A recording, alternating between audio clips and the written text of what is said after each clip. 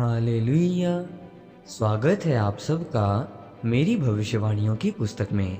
तो आइए हम आज के पवित्र वचन को पढ़ेंगे जो कि परमेश्वर के दास प्रेरित अंकुर यूसुफ नरूला जी के द्वारा लिखा गया। पवित्रताई और अधीनगी में रहने का भेद। जैसा कि एस्तर की पुस्तक अध्याय 2 उसकी 7 आयत में लिखा है, उसने हदस्सा नामक अपने चचेरी बहन को, जो एस्तर भी कहलाती थी, पाला पोसा था, क्योंकि उसके माता पिता कोई भी न थे और वो लड़की सुंदर और रूपवती थी। और जब उसके माता पिता मर गए तब मोर्दके ने उसको अपनी बेटी करके पाला। उसने हदस्सा नामक अपनी चचेरी बहन को, जो एस्तर भी कहलाती थी, पाला पोसा था, क्योंकि उसके माता पिता कोई भी न थे और वो लड़की सुंदर और रूपवती थी।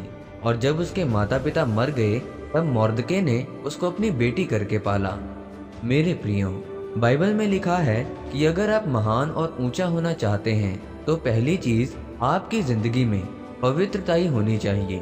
आपकी जिंदगी में आपका परमेश्वर के साथ संबंध होना चाहिए।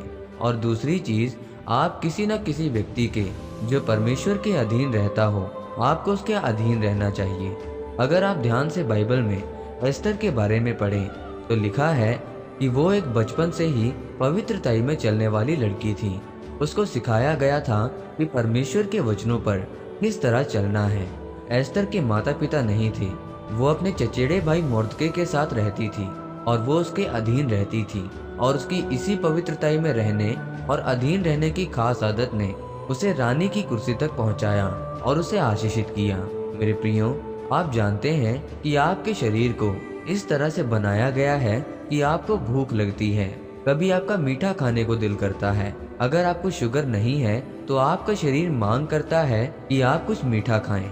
उसी तरह से जो व्यक्ति पवित्रताई में है, प्रार्थना में है, जो हर परिस्थिति में, चाहे दुख हो या सुख हो, परमेश्वर के साथ वफादार है, अधीनगी में है, तो फिर आपसे परमेश्वर का आत्मा बात करेगा और परमेश्वर का आत्मा आपको बताएगा कि आपकी गवाही के लिए नंबर आने वाला है। इसीलिए अपनी प्रार्थना को बढ़ाएं, अपने बाइबल को पढ़ने के समय को बढ़ाएं। मेरे प्रियो, एस्तर भी और लड़कियों की तरह निराश हो सकती थी कि मेरे माता पिता नहीं हैं, मैं तो अपने रिश्तेदारों के घर में रहती हूँ।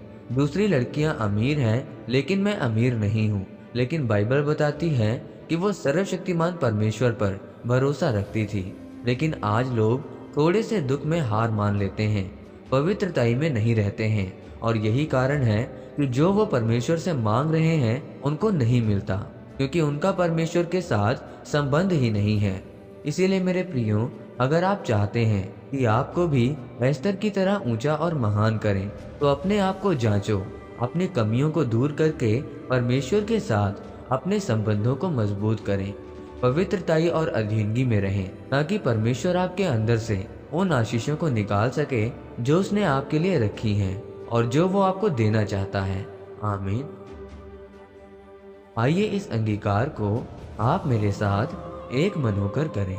सर्वशक्तिमान परमेश्वर, मैं इस वचन के लिए आपका धन्यवाद करता हूँ।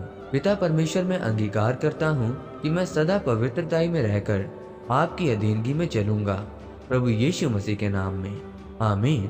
परमेश्वर आप सबको आज के वचन के ऊपर मनन करने के द्वारा आशीषित करें, आमीन।